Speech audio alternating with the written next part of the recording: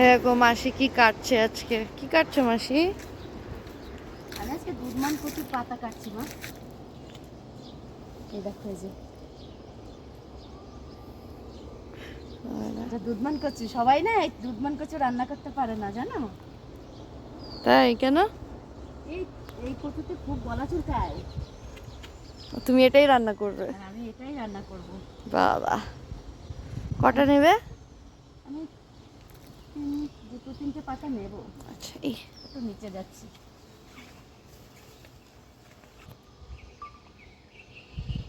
দেখো কাটছে মাসি।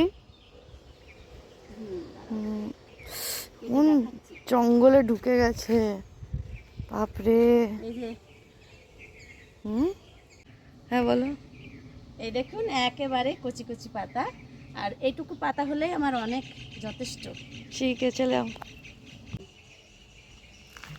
তো যাই বন্ধুরা, আপনারা আমার সঙ্গে থাকুন। কচু পাতাটা খুব ভালো করে ধুয়ে নিতে হবে। এখন তো বর্ষার সময় অনেক পোকাজোকা থাকে, তা খুব ভালো করে পাতাটা ধুয়ে নিয়েছি। মিক্সচারে একটু মশলা করে নেব। নিয়েছি কাঁচা লঙ্কা, রসুন, আদা, পেঁয়াজ, আর ফ্রিজে কয়েকটা চিংড়ি মাছ ছিল, দিয়ে দিচ্ছি। চিংড়ি মাছটা আপনাদের কাছে না থাকলে না দিলেও হবে। ভালো করে বেটে নিয়েছি। একটা বাটির মধ্যে 2 চামচ চালের গুঁড়ো, 2 চামচ বেসন নিয়ে নিচ্ছি।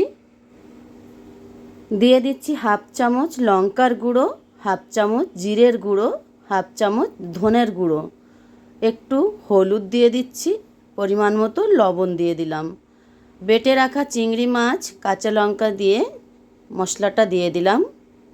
এখানে লঙ্কার পরিমাণটা আমি একটু বেশি রাখছি, যেহেতু কচুর পাতা গলা চুলকানোর একটা ভয় থাকে, তাই লঙ্কাটা একটু টান টান রাখলে গলা চুলকানোর ভয় থাকে না। মশলাটা দিয়ে খুব ভালো করে চালের গুঁড়ো আর বেসনের সঙ্গে মেখে নিতে হবে, অল্প একটু জল দিয়ে। এই দেখুন, ঠিক এইভাবে, না গাঢ় না পাতলা। রান্নাঘরের মার্বেলটা ভালো করে মুছে নিয়ে প্রথমে একটা কচুর পাতা রেখে ভালো করে এই যে মেখে রাখা যে ব্যাটারটা, এটা পাতার পরে ভালো করে লাগিয়ে দিতে হবে। ঠিক এইভাবেই দেখুন, পাতাটায় খুব ভালো করে চারিদিকে লাগিয়ে নিতে হবে। এর উপরে আরও একটা পাতা রেখে দিতে হবে, একেবারে সমান সমান করে। ছোট হলে তো ভেতরে চলে যাবে, কোনো ব্যাপার না। আবার এর উপরেও ব্যাটারটা ভালো করে লাগিয়ে নিতে হবে। এটা লাগানো হয়ে গেলে এর উপরে আরও একটা পাতা দিয়ে এর উপরেও ব্যাটারটা লাগিয়ে নিতে হবে। এই দেখুন, এইভাবে ভালো করে যখন লাগানো হয়ে যাবে, তখন এই 2 সাইড এইভাবে মুড়ে, এই দেখুন এইভাবে মুড়ে নিয়ে পাতাটা সোজা করে, এই দেখুন এইভাবে গোল করে একটা রোল মতো বানিয়ে নিতে হবে। হালকা করে চাপ দেবেন, জোরে চাপ দিলে আবার ওই ব্যাটারটা সাইড থেকে বেরিয়ে যাবে। এই দেখুন এইভাবে একটা রোল মতন বানিয়ে একটা সুতো দিয়ে ভালো করে বেঁধে নিতে হবে।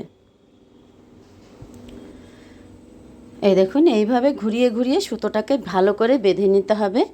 এটাকে বানাতে যতটা কষ্ট হয় না, এটা বানানোর পরে খেতে এতটা ভালো হয় যে সে কষ্টের কথা আর মনে থাকে না। এই দেখুন এইভাবে বেঁধে নিয়ে কড়াইতে একটু জল দিয়ে একটা জালি দিয়ে কড়ার উপরে রেখে ঢাকনা চাপা দিয়ে 5-6 মিনিটের মতো ভাপ দিয়ে নিলেই হবে। এই দেখুন এখন গরম অবস্থায় একটু নরম নরম রয়েছে, তাই এক সাইডে নামিয়ে আমি একটু ঠান্ডা করে নেব। ঠান্ডা করার পরে এই দেখুন এই যে সুতোগুলো আছে, কাঁচি দিয়ে সুতোগুলো কেটে বের করে দিচ্ছি। খুব ভালো করে পরিষ্কার করে নিয়ে পিস পিস করে কেটে নিতে হবে। এই দেখুন এইভাবে, ঠান্ডা হয়ে গেলে শক্ত হয়ে যায়, কাটতে কোনো অসুবিধা হয় না। এই দেখুন এইভাবে পিস পিস করে কেটে নিয়ে গরম তেলের মধ্যে একে একে দিয়ে গ্যাসের ফ্লেমটা একেবারে কম করে একটু সময় নিয়ে 2 পাশ ভালো করে উল্টে পাল্টে মুচমুচে করে ভেজে তুলে নিতে হবে। পাতলা করে মসুরির ডাল রান্না করবেন, আর 1 টুকরো কাগজি লেবু, আর 2 পিস এইরকম মুচমুচে কচুর পাতা ভাজা হলে বিশ্বাস করুন বন্ধুরা, আর কিচ্ছুই লাগবে না, 1 থালা ভাত নিমিষে উঠে যাবে। এই দেখুন বন্ধুরা, দেখতে যতটা লোভনীয় হয়েছে, খেতে কিন্তু দারুণ টেস্ট। তো বন্ধুরা, চলে এসেছি দুধমান কচুর রেসিপি নিয়ে। আমি যেভাবে তৈরি করলাম আপনারাও ঠিক এইভাবে তৈরি করে খেয়ে দেখবেন, খুব ভালো লাগে। আজ আমি তৈরি করে আপনাদের খেয়ে দেখাচ্ছি যে এই পাতাটা কতটা টেস্টি হয়। আমি তৈরি করেছি, তো একটা আমি খেয়ে আপনাদের দেখাচ্ছি।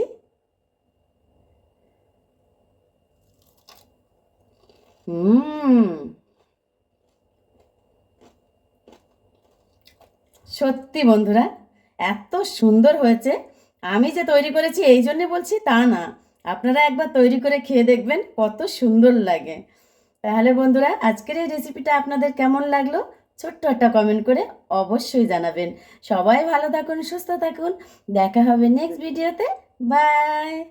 এই বড়াগুলো এখন খেয়ে শেষ করি।